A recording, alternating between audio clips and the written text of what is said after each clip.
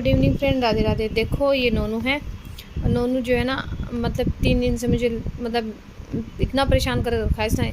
ना सोती है ना सोने देती है। अब जब तक ये नहीं सोएगी तो बताओ आप मैं कैसे सो सकती हूँ। और देखो अभी ना सो रही थी और सोते सोते उठ गई क्योंकि इसने किया शूशू। फिर मैंने इसके किए कपड़े चेंज, तो जैसे इसके कपड़े चेंज किए तो वैसे ही मतलब अभी इसकी नींद खराब वो हो गई है और इस वजह से उठ गई हैं।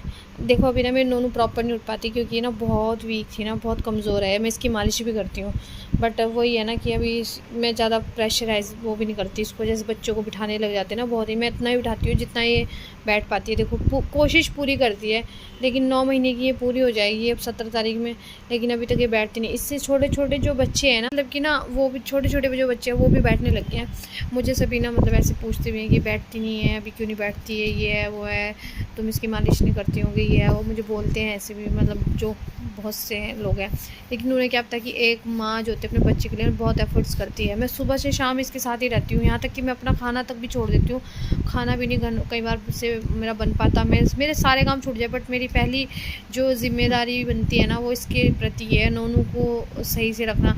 इसके खाने पीने में या किसी चीज़ में कम नहीं रखती। लेकिन अगर वो एक्चुअली होता क्या है ना कि जो बच्चा होता है ना, ग्रोथ अपने पेरेंट्स पे होता है उसकी ग्रोथ ना। अब मैं खुद भी ऐसी, मेरी मदर जब मैं हुई थी, मेरी मदर बोलते हैं कि मैं भी बहुत कमज़ोर थी, ठीक है। तो मुझे तो ये भी बोलते थे कि मैं बच नहीं पाऊँगी। तो मेरी नोनू भी जब हुई थी तो इसका वेट ना मतलब ये 2.5 किलो था। फिर जब थोड़ी देर बाद वो थोड़ा कम ज़्यादा हो भी जाता है, 2 किलो प्रॉपर 400 ग्राम की थी ये। उसके बाद भी होने के बाद ही 1-2 घंटे बाद ही NICU में चली गई थी। 3 दिन ये NICU में रही है। मैं भी 3 दिन बाद जैसे मुझे डिस्चार्ज मिला, सीज़ेरियन था मेरा भी, तो 3 दिन बाद मुझे डिस्चार्ज मिला। तो 3 दिन बाद ही इसको वहाँ से डिस्चार्ज मिला था। ये दूसरे हॉस्पिटल में थी, यहाँ तक कि देखो मेरे साथ भी नहीं थी। सीज़ेरियन के बाद वैसे बच्चा होता ही नहीं है अपनी माँ के साथ, बट ये उस हॉस्पिटल में भी नहीं थी, ये थी दूसरे हॉस्पिटल में। तो वहाँ इसको भेज दिया गया था। फिर जिस दिन मेरा डिस्चार्ज हुआ 2-2:30 बजे मेरे पेपर वगैरह बने या कुछ भी, शाम तक हम 4 साढ़े 4 बजे तक मतलब हॉस्पिटल से निकले होंगे, या हो सकता है 3, मुझे अप्रॉक्स इतना टाइम याद नहीं है। तो मतलब उससे 1-2 घंटे पहले इसको वहाँ हॉस्पिटल में लेके आए थे मेरे पास।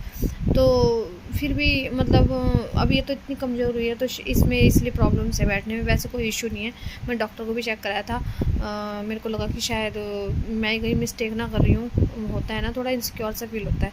तो मैं जब इसको चेकअप के लिए ले गई थी, फीवर था इसको, तो डॉक्टर ने बोला नहीं इसके पैर वगैरह सब कुछ ठीक है, ऐसा कुछ नहीं है दिक्कत, बस इसकी 2 टाइम मालिश करो और इसका खाना पीने पे ध्यान दो। तो मैं इसको खाने में ऐसा नहीं कि मैं इसको डाइट देती हूँ बेबी फूड या ऐसा कुछ वो नहीं है। लिया हुआ है बेबी फूड में 1 टाइम या ऐसे दे देती हूँ, लेकिन मैं इसको खाना खिलाती हूँ प्रॉपर। जो मैं खाना खाती हूँ बना होता है वो खाना खाती है, सब कुछ खाती है ये, ऐसा कुछ नहीं है, सब खिलाती हूँ मैं इसको।